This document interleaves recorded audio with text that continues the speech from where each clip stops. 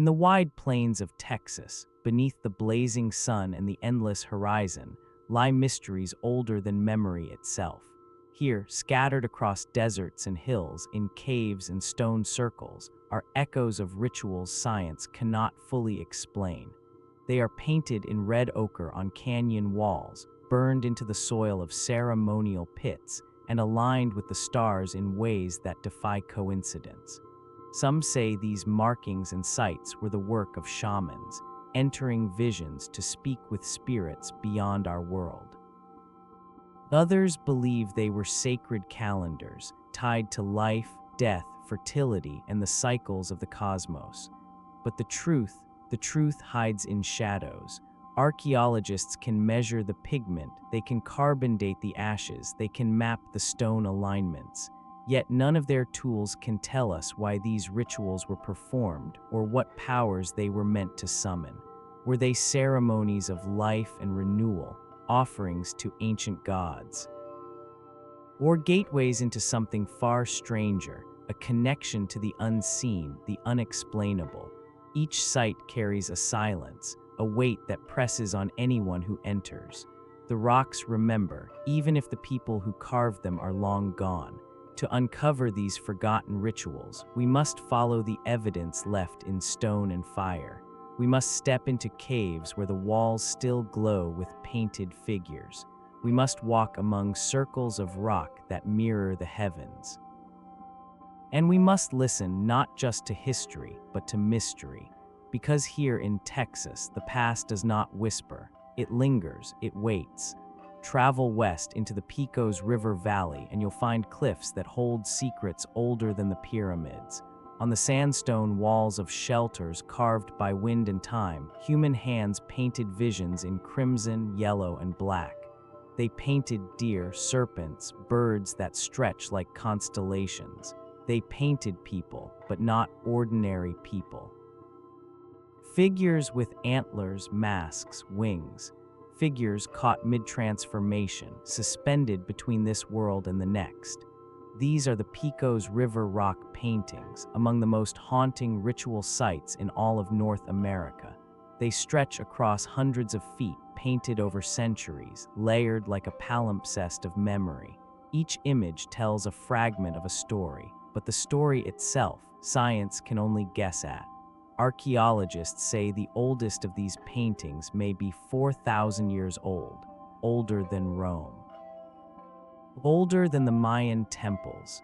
They speak of a time when survival meant more than hunting and gathering. It meant negotiating with powers unseen. It meant ritual. It meant ceremony. Look closely at the images. Shamans with antlers rising from their heads. Snakes winding like rivers between human forms. Sun discs painted above figures stretched like they are floating. To some scholars, these are the remnants of trance visions seen under the influence of peyote, carried into paint by hands shaking with revelation. The walls became canvases of the spirit world. But what do these visions mean? Were they spells, prayers for rain in a land where drought can kill? Were they initiation rites, young hunters painted into gods to prove themselves worthy? Or were they something stranger, maps of the stars, guides through the underworld, a bridge for the living to speak with the dead? Science can measure the pigment. We know the ochre came from minerals ground into dust, mixed with animal fat spread by hands across the stone. But no microscope, no analysis, no test can decode the language. The symbols resist us. The spirals, the antlered men, the writhing serpents, they belong to a grammar of belief, a vocabulary of the sacred, a vocabulary we no longer speak.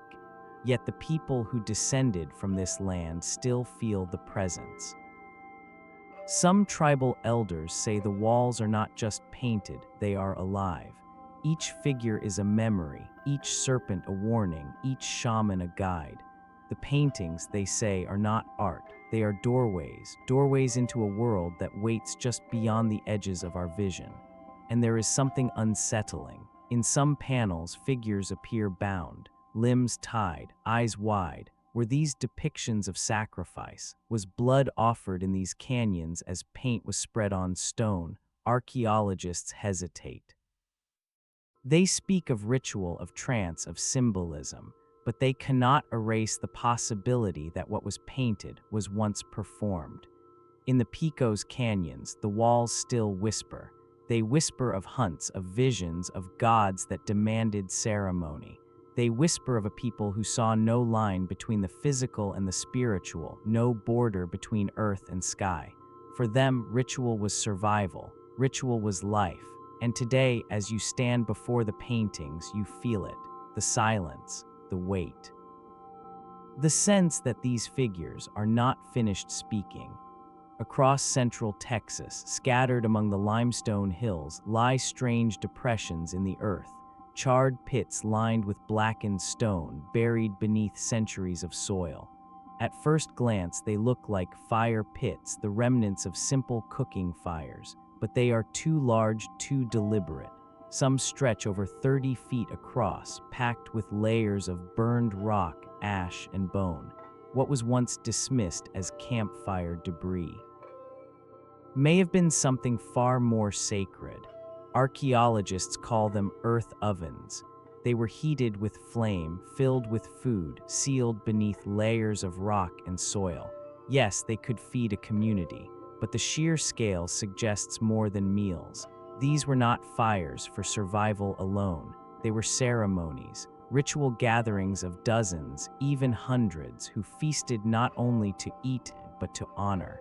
What were they honoring?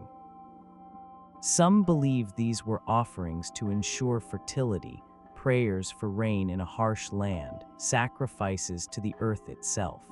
Others argue they were rituals of renewal, binding tribes together with fire and feast. And then there is the darker possibility. Some layers reveal animal bones charred beyond recognition. Others, fragments too small, too broken to rule out human. Science can explain the chemistry of fire. It can trace carbon, measure heat, identify ash.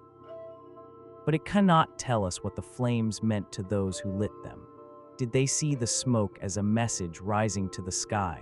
Did they believe the earth itself hungered, and only offerings of flesh and grain would keep it satisfied?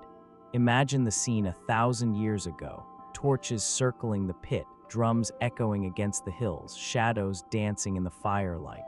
Families gathered, leaders chanting, flames consuming gifts to gods we can no longer name. The night sky above, the earth beneath, and between them, ritual. Ritual to explain the unexplainable, to control the uncontrollable, to remind the people they were part of something larger than themselves. Today, we walk past these charred hollows and see only broken rocks, but to those who came before, they were places of power, altars where fire carried prayers into the dark. Science can record the heat of the flames, but it cannot measure the faith that fed them. Across the limestone hills of central Texas, hidden beneath brush and pasture, lie arrangements of stone that should not be there. Circles, some small, no larger than a family's fire ring, others stretching wide enough to hold entire gatherings. At first glance, they look like the work of settlers, ranchers, or even recent campers. But dig deeper and the truth surfaces. These rings are older than memory, silent monuments to rituals science has not unraveled. Some of these circles align precisely with the solstices, the longest day, the shortest night. Others mirror the cycles of the moon, its phases marked in rock long before calendars were inked on paper. To build them required knowledge, patience, and intention. They were not random campfires, they were observatories, sacred stages where stone and sky converged. But what happened inside these circles? Were they dance grounds where whole villages gathered beneath the stars to honor life, death, and rebirth? Were they sanctuaries, places where shamans communed with spirits and offered gifts to the gods of sun and moon? Or were they gateways, thresholds where the living stepped into the realm of the ancestors? The circle is a shape that echoes across civilizations. From Stonehenge in Britain to the medicine wheels of the plains to the fire rings of Texas, cultures separated by oceans returned again and again to this form. Why? Because the circle has no beginning, no end. It embodies eternity. It represents the sun, the moon, the wheel of seasons, the cycle of birth and death. In the hill country, these stones are more than markers. They are symbols, symbols carved into the land itself. For some tribal descendants, the circles are not ruins, they are reminders. Reminders of a time when the earth was sacred, when every stone was placed with intention, when rituals tied the living to the spirit world. They say the circles are gates, where the veil between worlds is thin. Where ancestors walk alongside the living, where prayers rise and answers descend. Science can chart the alignments, it can prove the geometry, the astronomy, but it cannot tell us what was spoken here, what was felt, what was believed. The stones are silent, and yet standing among them, silence speaks. Were these circles calendars, altars, stages for sacred dances?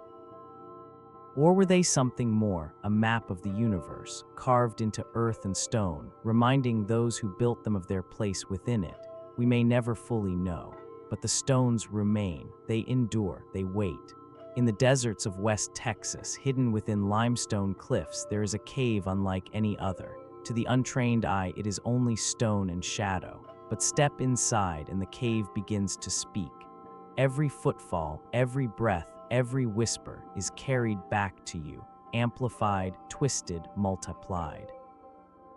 The walls are alive with sound, and for those who came here centuries ago, that sound was power. Scorched rock, soot-stained ceilings, charred wood buried in the soil. The evidence is clear. Fire once burned here. Ritual fires tended in the dark. Around them, symbols carved and painted, spirals, animals, and figures stretching toward the ceiling. To some, they are decorations. To others, instructions.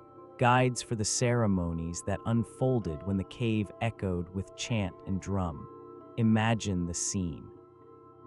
The flicker of torchlight, the smell of smoke and sweat. A single drumbeat struck, and the cave multiplies it into many. Voices chant, and the walls throw them back, deeper, louder, otherworldly. To the people who stood here 1,000 years ago, it must have felt as if the spirits themselves were answering, as if the cave was alive, a mouth speaking back to them.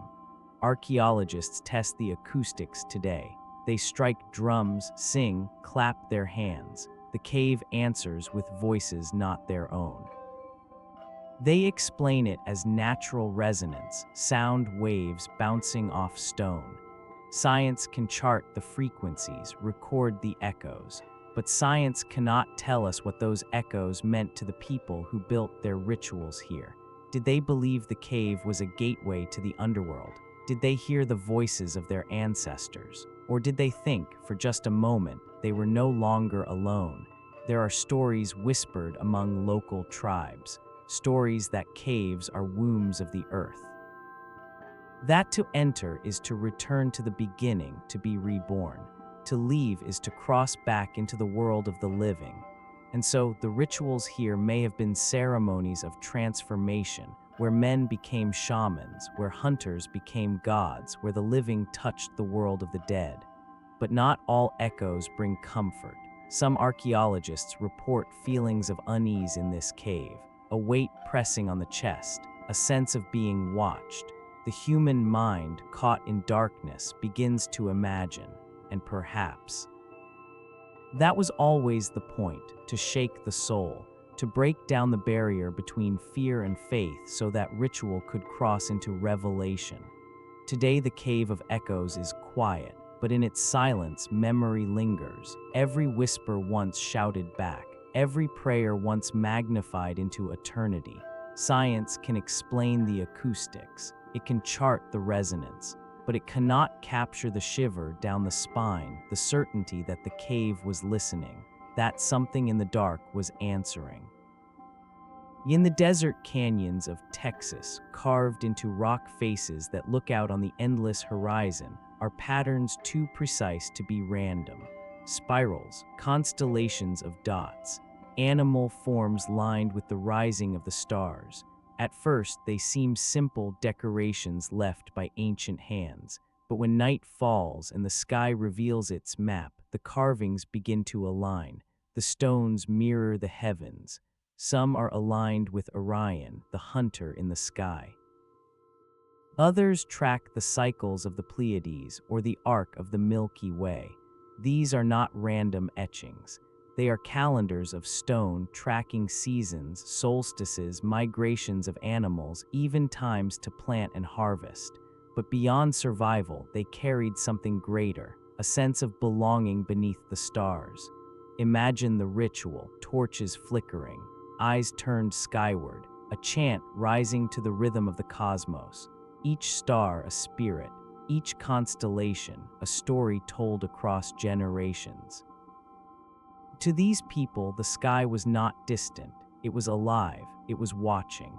For descendants of these lands, the stars are not just lights. They are ancestors, guardians. Each carving on stone was a promise that those who looked up would never be alone, that the night sky itself was a council of spirits, shining reminders of the sacred bond between earth and heaven. Science can map the constellations. It can tell us their distances, their orbits, their ages measured in billions of years. But science cannot explain why humans everywhere, from Stonehenge to Egypt to Texas, felt compelled to carve the stars into stone. Why the heavens called to them, why the stars seemed to answer back. The mystery of the star alignments is not only in the carvings, it is in us. For even now, thousands of years later, we still look upward. We still search for meaning in the stars. And perhaps that is the oldest ritual of all. We have walked among paintings older than empires. We have stood at pits where fire once carried prayers into the sky. We have traced circles of stone aligned with sun and moon. We have listened to caves that speak with voices not their own. And we have followed spirals etched into stone, pointing toward the stars. Science can explain fragments. It can carbon date the paint, measure the heat of the fire, chart the geometry of stones, record the resonance of echoes, map the constellations above. But what science cannot explain is why. Why the people of Texas gave themselves to these rituals, why they carved visions into stone, why they set fire to earth, why they listened for voices in the dark. Were these rituals ceremonies of survival, gateways to the spirit world, or messages meant for us left behind so we would not forget? The answers remain hidden, but the presence lingers, in the hills, in the caves, in the stars. Here in Texas, the past does not whisper. It endures, it waits, and perhaps it still watches.